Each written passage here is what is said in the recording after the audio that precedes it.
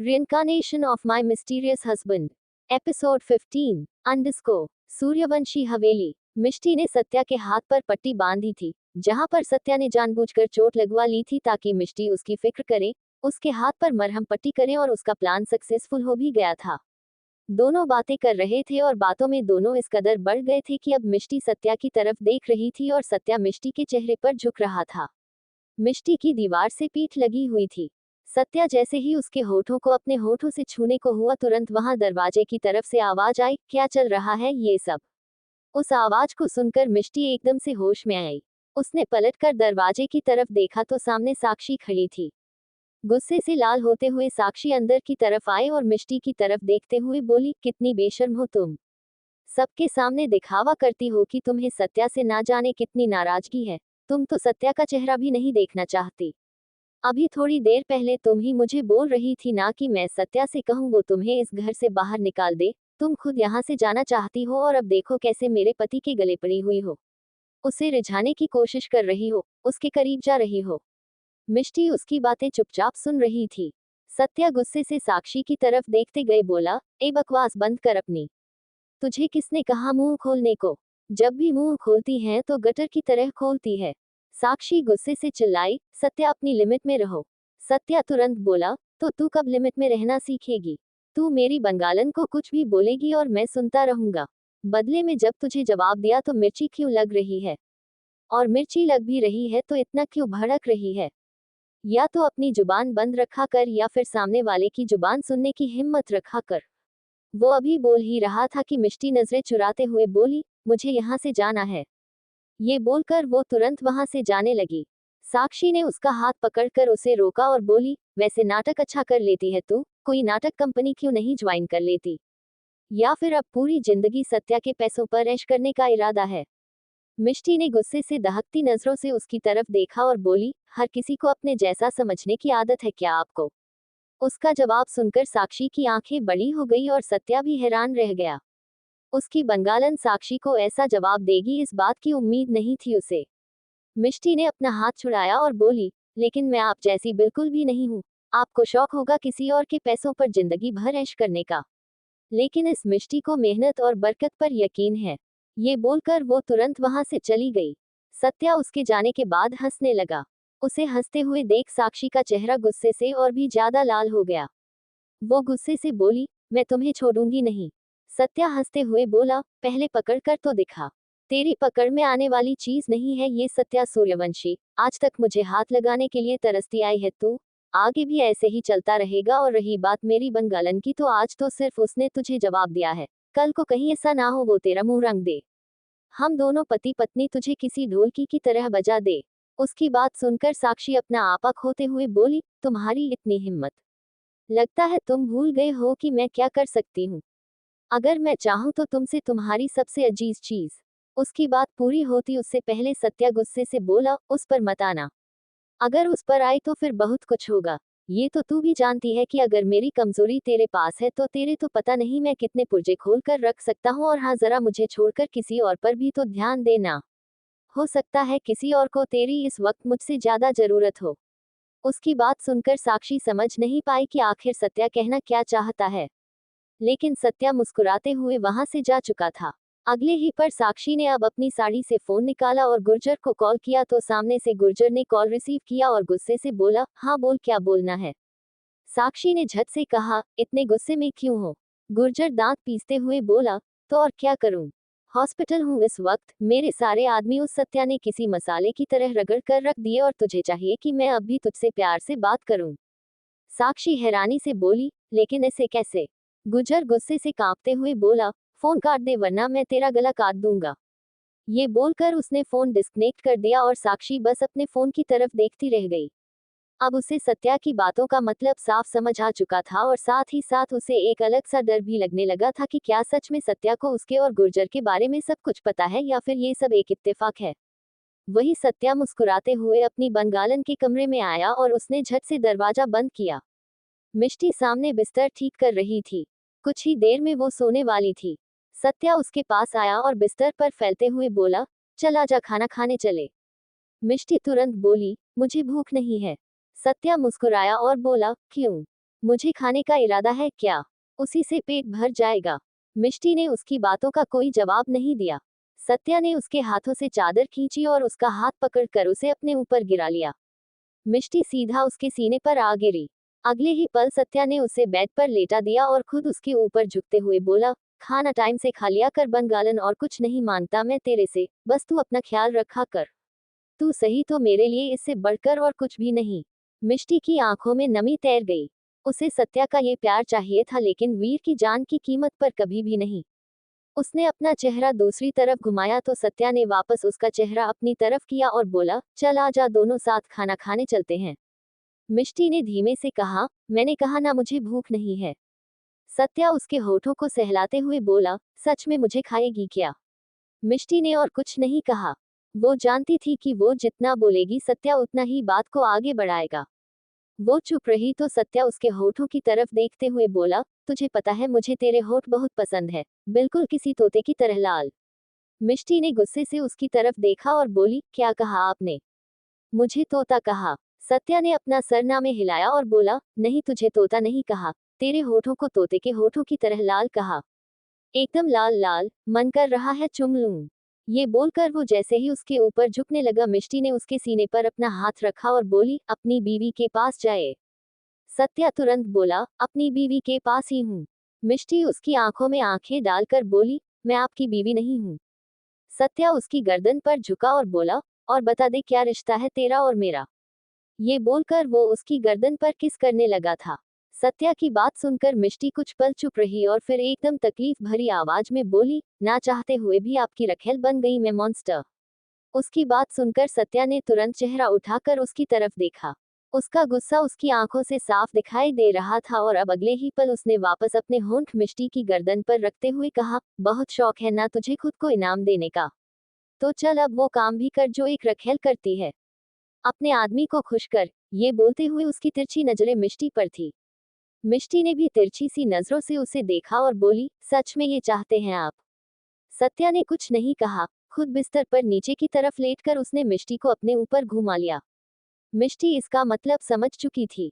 अगले ही पल उसके हाथ सत्या के कुर्ते पर आए और वो उसके बटन को खोलने लगी। सत्या ने भी अपने हाथ मिष्टी के सीने पर रखे और उसकी कुर्ती के बटन खोलने लगा। सत्या और मिष्टी दोनों की नजरें मिली हुई थी और फिर उसके कुर्ते के सारे बटन खोलने के बाद मिष्टी ने अपने हाथों से सत्या का कुत्ता निकाल कर नीचे जमीन पर फेंक दिया। अब सत्या का चौड़ा सीना उसकी आंखों के सामने था। उसने अपने बालों को हल्का सा अपने हाथों में बांधा और अपना चेहरा सत्या के सीने पर झुका दिया। उसके तपते हुए होंठ जैसे ही सत्या के सीने पर पड़े, सत्या को जैसे एक ठंडक सी मिल गई हो, लेकिन ये ठंडक वो नहीं थी जो वो चाहता था। मिष्टी जहां जहां सत्या के सीने पर अपने होंठ रख रही थी, सत्या को सिर्फ उसके होठों का नहीं बल्कि उसके आंसुओं का भी एहसास हो रहा था, क्योंकि जैसे ही मिष्टी अपने होंठ उसके सीने से हटाती, उसकी आंखों से आंसुओं की बूंद उसके सीने पर गिर जाती। सत्या कुछ पल मिष्टी को यूं ही देखता रहा। उसे उम्मीद थी कि मिष्टी के आंसू बंद हो जाएंगे, लेकिन जब वो नहीं रुकी तो उसने एक झटके से मिष्टी को बिस्तर पर लेटाया और फिर खुद उसके ऊपर झुका।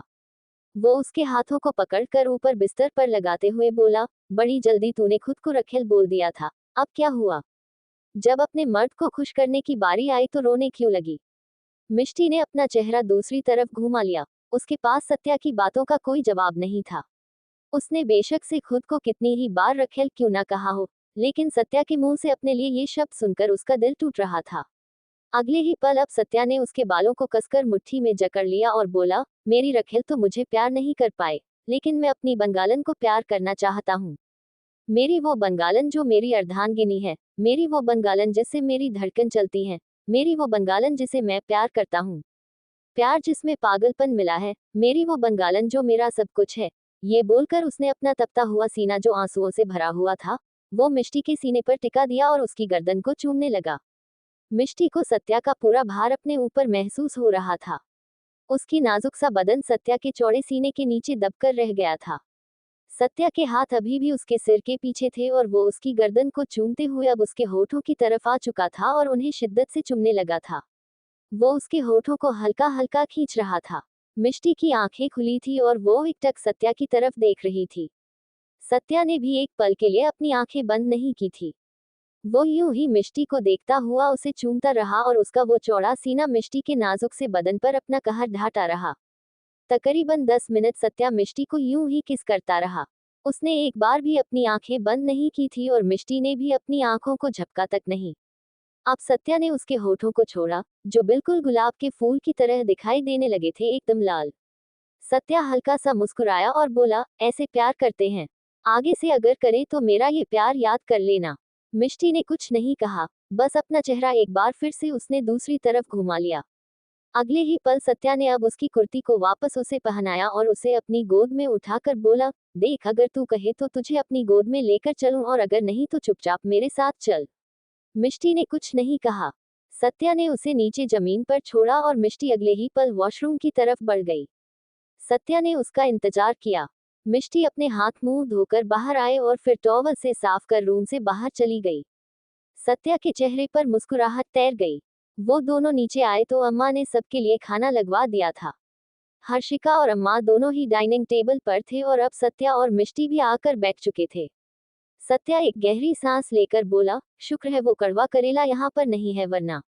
अभी वो बोल ही रहा था कि उसकी नजर सीढ़ियां उतरती हुई साक्षी पर गई, जो डाइनिंग टेबल की तरफ ही आ रही थी। सत्या मुंह बनाते हुए बोला, साला एक कड़वा करेला जिंदगी से नहीं जाता है। उसकी बात सुनकर हर्षिका की हंसी छूट गई। उसे हंसते हुए देख साक्षी उसे घूरने लगी थी। तभी साक्षी मिष्टी की तरफ देखते हुए बोली, सुबह तो बड़े नखरे दिखाए थे तुमने, मेरे कहने पर जाकर नीचे जमीन पर बैठ गई और रूखी सूखी रोटी खाने लगी, अब कैसे तुमने अपनी प्लेट में 56 भोग रखे हुए हैं। ये बोलते हुए उसकी नजर मिष्टी की प्लेट पर थी, जो बिल्कुल उसके सामने ही रखी थी। उसने वो प्लेट नहीं लगाई थी, अम्मा ने उस प्लेट में खाना डाल कर दिया था। मिष्टी अपनी जगह से उठती उससे पहले ही सत्या ने उसका हाथ पकड़कर उसे रोका और बोला, चुपचाप खा ले, वरना जिसकी बकवास सुनकर तू अपनी जगह से उठ रही है ना, डंडे से पीटता हुआ उसे पूरे मुंबई में नहीं घुमाया ना, तो मैं भी सत्या सूर्यवंशी नहीं। उसकी धमकी सुनकर मिष्टी और साक्षी दोनों हैरान रह गई। सूर्यवंशी हवेली। सत्या की बात सुनकर सिर्फ मिष्टी नहीं हैरान थी, बल्कि खुद साक्षी भी हैरान थी। सत्या ऐसे कैसे उसे डंडे से पीटने की बात कर सकता था। वो तुरंत बोली, हाँ, जैसे तुम मुझे डंडे से पिटोगे और मैं तुमसे पिटती रहूंगी। भूलो मत सत्या सूर्यवंशी की मैं भी बहुत कुछ कर सकती हूँ।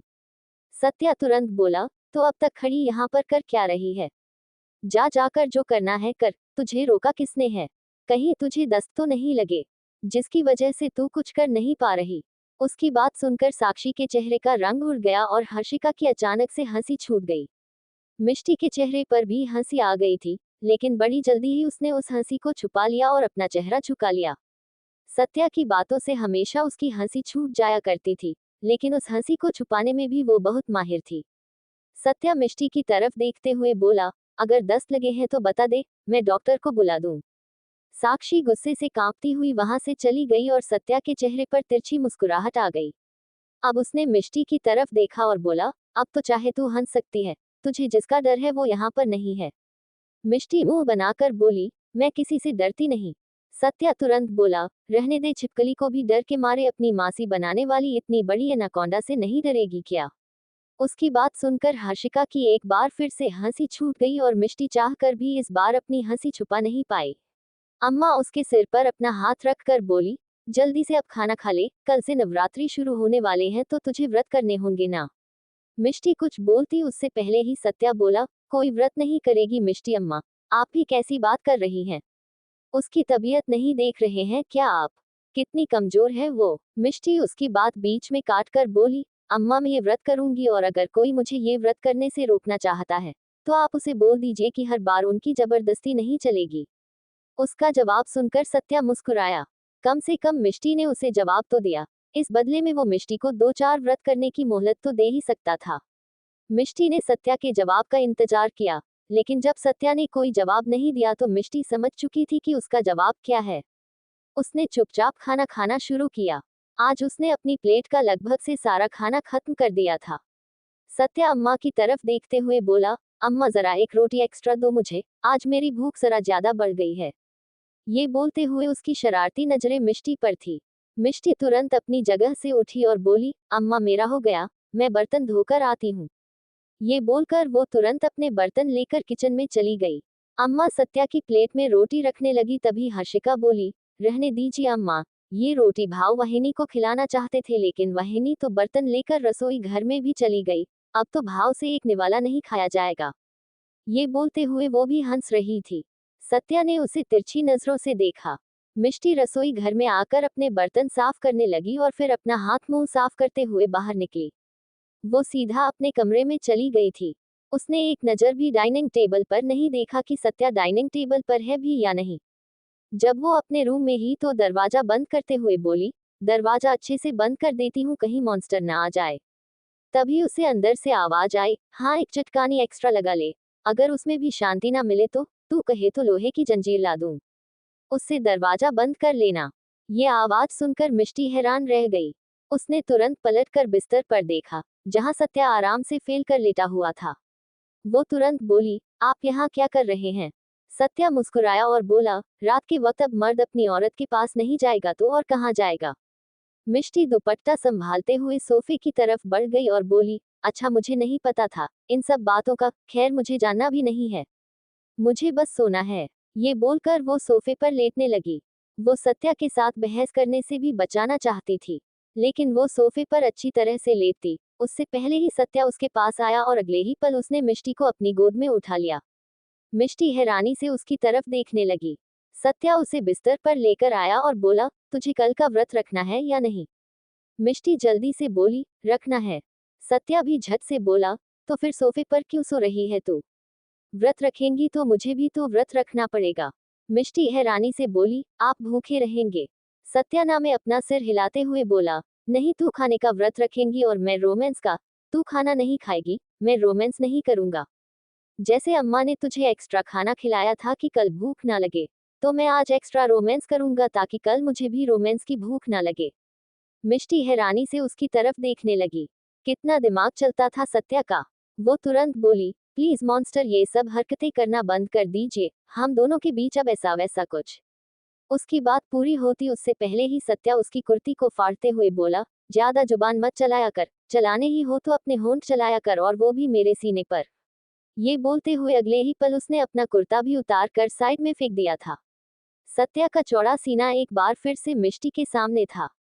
मिष्टी ने अपनी नजरें दूसरी तरफ घुमा रखी थी। सत्या उसे अपनी बाहों में भरते हुए बोला, सिर्फ अपना सीना दिखा रहा हूँ तुझे, कुछ और नहीं जो तू इस तरह से शर्मा कर अपना चेहरा घुमा रही है, जब कुछ और दिखाऊंगा तो कहीं कमरे से बाहर तो नहीं भाग जाएगी। उसके बाद सुनकर मिष्टी के होश उड़ गए। भला वो इस तरह की बात कैसे कह सकता है? उसने अपना चेहरा तकिए में और भी ज्यादा दबा लिया। सत्या एक बार फिर से बोला, अगर तू कहे तो बेड खोलकर तुझे उसके अंदर डाल दूं और खुद भी तेरे साथ लेट जाऊं। लोग बेड के ऊपर रोमांस करते हैं, हम बेड के अंदर रोमांस करेंगे।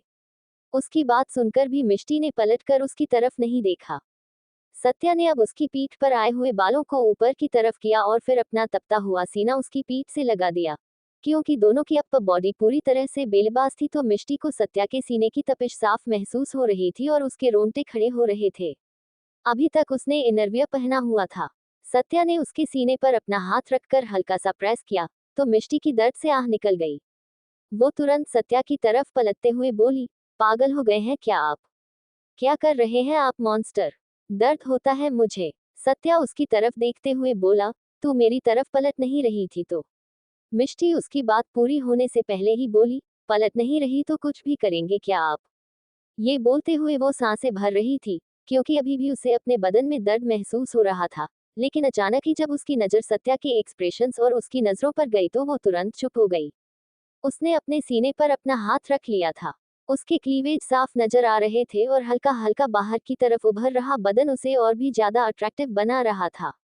सत्या ने अगले ही पल उसकी कमर पर अपना हाथ रखा और उसे अपनी तरफ खींच लिया। मिष्टी ने नजरें दूसरी तरफ घुमा ली। सत्या ने उसके चेहरे पर अपना हाथ रखकर उसका चेहरा अपनी तरफ घुमाया और अगले ही पल उसके चेहरे को अपने चेहरे पर झुकाते हुए उसके होठों को बेतहाशा चूमने लगा। मिष्टी एकदम से फ्रीज हो गई। सत्या मिष्टी के होठों को शिद्दत से चूम रहा था और मिष्टी बस उसके होठों को खुद पर महसूस कर रही थी। वो आज भी उसे रिस्पांस नहीं दे रही थी। बेशक से वो अब रिस्पांस नहीं दे रही थी, लेकिन उसकी आंखों से आंसू भी नहीं बरस रहे थे। जब दिल में कोई तकलीफ होती है तो उसका इलाज दवाइयों से नहीं प्यार से होता है। ये बात सत्या बहुत अच्छी तरह से प्रूव कर रहा था। उसने मिष्टी को किस करते हुए ही उसके इनरवियर को उसके बदन से अलग किया और फिर उसका हाथ मिष्टी की कमर पर चलने लगा। मिष्टी अपनी तरफ से बेशक से उसे कोई रिस्पांस नहीं दे रही थी, लेकिन वो सत्या को रोक भी नहीं रही थी और अब उसकी कमर पर हाथ चलाते हुए सत्या के हाथ अंदर की तरफ जाने लगे थे। जैसे ही मिष्टी को उसके हाथ अपने सेंसिटिव एरिया पर महसूस हुए, वो तुरंत पीछे की तरफ हट गई और अगले ही पल उसने खुद को ब्लैंकेट से कवर कर लिया। उसकी नजरें सत्या से झुकी हुई थी। सत्या तुरंत बोला, कितने दिनों का व्रत है? मिष्टी ने जवाब नहीं दिया। सत्या एक बार फिर से बोला, बोलेगी या नहीं? मिष्टी हकलाती हुई आवाज में बोली, 8 दिनों का। सत्या अब थोड़ा इरिटेट होकर बोला, कम नहीं हो सकते क्या? मिष्टी मुंह बनाकर बोली, आप कहे तो रखूं ही ना। सत्या तुरंत बोला, आ गई ना बीवियों वाले काम पर। मिष्टी ने झट से नजरें उठाकर उसकी तरफ देखा और बोली, अब मैंने क्या किया है? सत्या उसे अपनी बाहों में समेटते हुए बोला, इमोशनल ब्लैकमेल कर रही है? ये तो बीवियों का सबसे बड़ा हथियार होता है। चल दिया तुझे 7 दिन का वक्त, लेकिन 7 दिन बाद ये सत्या खुद को रोकेगा नहीं। इसके हाथ जहां जाना चाहेंगे वहां जाएंगे। सिर्फ हाथ ही नहीं और बहुत कुछ होगा और तू मुझे रोक नहीं सकती। अभी वो बोल ही रहा था कि मिष्टी की नजरें झुक चुकी थी। उसका ये शर्माना सत्या की जान निकाल रहा था। उसका मन तो कर रहा था कि अभी वो सब कर दे जो वो करना चाहता है, लेकिन उसने खुद को कंट्रोल किया और मिष्टी को अपनी बाहों में समेटते हुए अपने ऊपर लिटा लिया। वो मिष्टी के कुछ बोलने से पहले ही बोला, बस चुपचाप ऐसे लेटी रहो, वरना और परेशान करूंगा। अब इतने में छोड़ रहा हूं ना, तो अपनी लॉटरी लगी समझ। उसकी बात सुनकर मिष्टी कुछ बोल ही नहीं पाई। उसने सत्या के सीने पर अपना सिर रख दिया और अपनी आंखें बंद कर ली। सत्या के हाथ उसकी बैक पर थे जो ना जाने क्या क्या करना चाहते थे, लेकिन उसने खुद को कंट्रोल में रखा हुआ था। सुबह का वक्त तकरीबन 5 बजे। सत्या की आंखें खुली तो उसकी नजर सामने आईने के सामने खड़ी मिष्टी पर गई जो तैयार हो रही थी। आज उसका व्रत था, तो वो सुबह सुबह जल्दी उठी थी। वैसे भी वो बहुत जल्दी उठ जाया करती थी, लेकिन आज तो अभी सूरज भी नहीं निकला था और वो उठ चुकी थी। लाल और नीले रंग का चुनरी चोली पहने वो बहुत ज्यादा खूबसूरत लग रही थी। इस वक्त वो अपने गीले बालों को टॉवल से सुखा रही थी। अचानक ही उसने अपने बालों को पीछे की तरफ झटका तो उसके बाल किसी से टकराए। वो किसी और से नहीं बल्कि सत्या के चेहरे से टकराए थे। खुद के पीछे सत्या को देखकर मिष्टी एक पल के लिए चौंक गई। वही सत्या ने उसे कमर से पकड़ते हुए बिल्कुल अपने सीने से लगा लिया। मिष्टी का चेहरा आईने की तरफ था और उसकी पीठ सत्या के सीने से लगी हुई थी। सत्या उसके गीले बालों में हल्का हल्का अपना चेहरा छुपाते हुए बोला, तेरे बालों की ये खुशबू, मन तो कर रहा है बस यूं ही सारा दिन तुझे अपनी बाहों में भरकर खड़ा रहूं। उसकी बात सुनकर मिष्टी ने अपनी नजरें झुका ली। वो धीमे से बोली, मेरा व्रत है आज। सत्या मुंह बनाते हुए बोला, जानता हूँ, ऐसा वैसा कुछ नहीं कर रहा हूँ जो व्रत में नहीं कर सकते। बस तुझे कमर से पकड़ रहा हूँ। अब ये मत कह देना कि व्रत में हाथ लगाना भी अलाउड नहीं होता। उसकी बात सुनकर मिष्टी कुछ बोल ही नहीं पाई। सत्या हल्का सा मुस्कुराया और बोला, आज तो कारखाने जाने की जिद नहीं करेगी ना? मिष्टी उसकी तरफ पलट कर बोली, पर मुझे कारखाने जाना है मॉन्स्टर। मैं वहां पर काम करती हूँ और मैं अपना काम नहीं छोड़ूंगी। सत्या तुरंत बोला, लेकिन मुझे नहीं पसंद तेरा वहां पर जाना। मिष्टी धीमे से बोली, मैं सबके सामने कोई तमाशा नहीं करना चाहती मॉन्स्टर। मैं नहीं चाहती हमारी लड़ाई सब लोग देखे, इसीलिए यहाँ आपसे कह रही हूँ कि मैं कारखाने पर नौकरी करना नहीं छोड़ूंगी। मुझे वहां पर काम करना अच्छा लगता है, वहां के लोगों के साथ रहना अच्छा लगता है। अगर आप जबरदस्ती करेंगे तो मैं नहीं जाऊंगी। जबरदस्ती छोड़िए, अगर आप यूं भी कह देंगे तो भी मैं वहां पर जाना छोड़ दूंगी, लेकिन इतना समझ लीजिएगा कि मुझे आपकी ये बात अच्छी नहीं लगेगी। मुझे आपकी इस बात से तकलीफ होगी। बाकी आपकी मर्जी, जैसा आप कहेंगे मैं वैसा कर लूंगी। उसकी बात सुनकर अब सत्या उसे तिरछी नजरों से देख रहा था।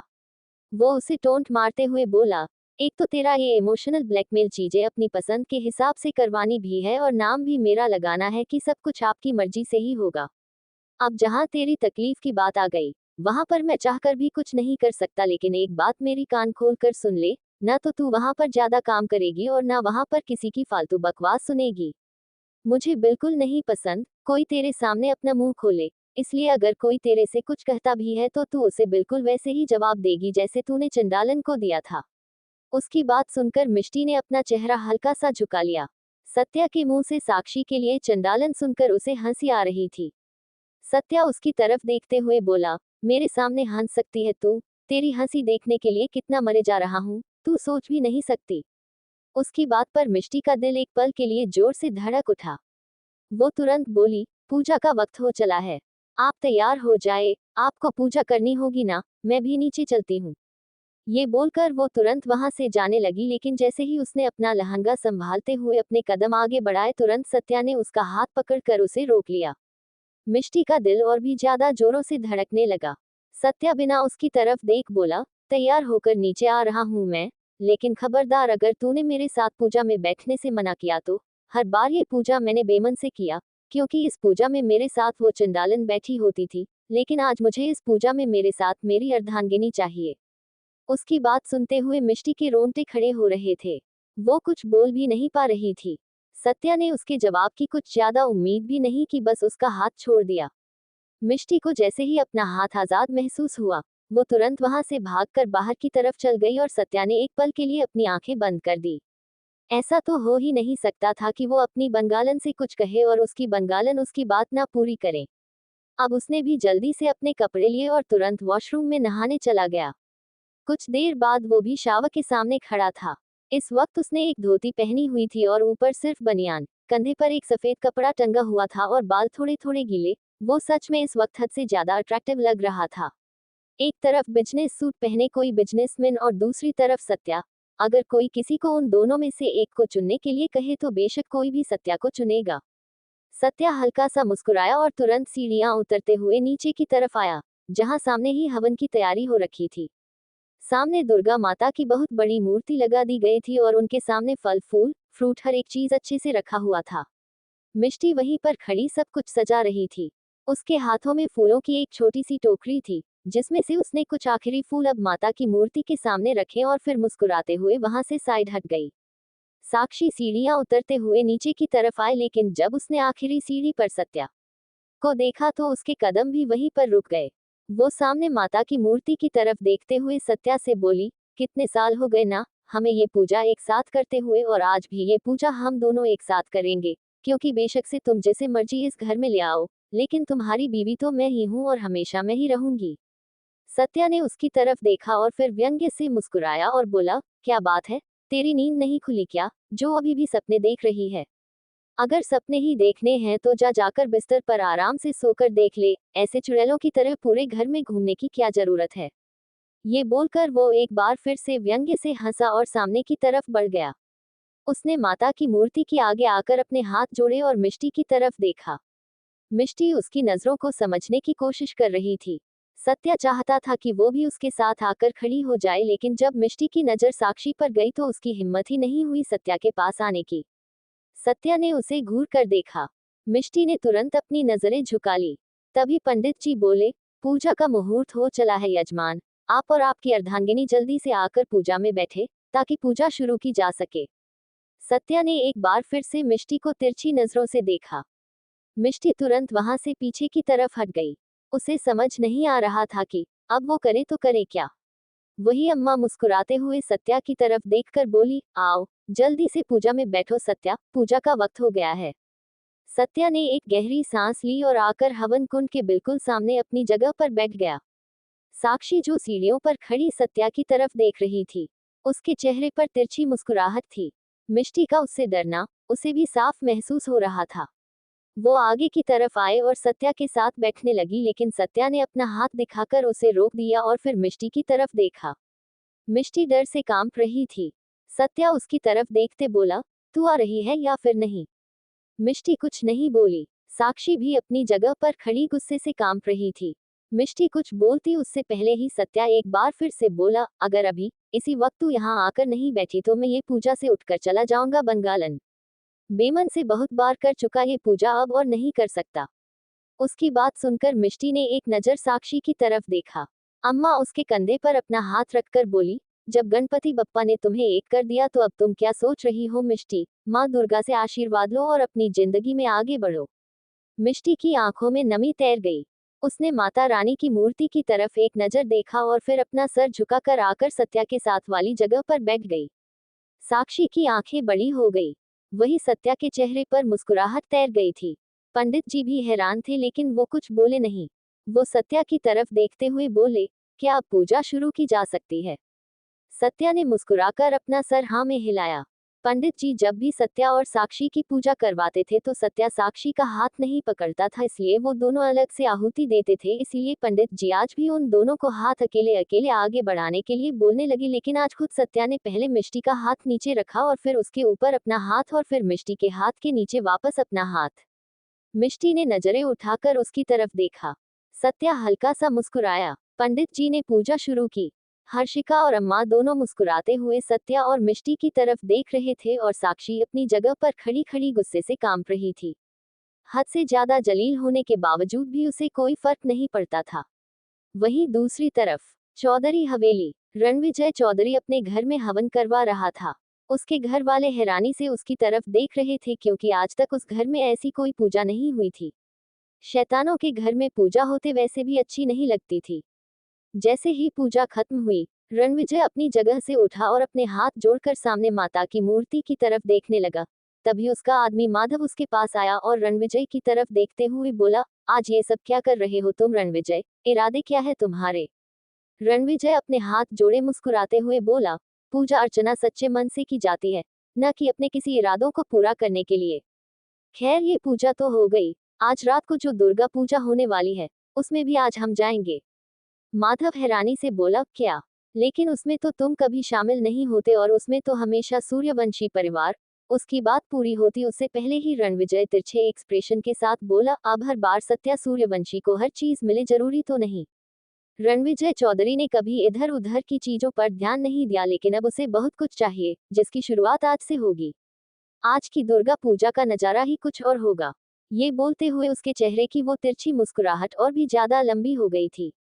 Thank you for listening. Like और कमेंट करना ना भूलें और मोर स्टोरीज के लिए सब्सक्राइब करें। मिलते हैं नेक्स्ट वीडियो में।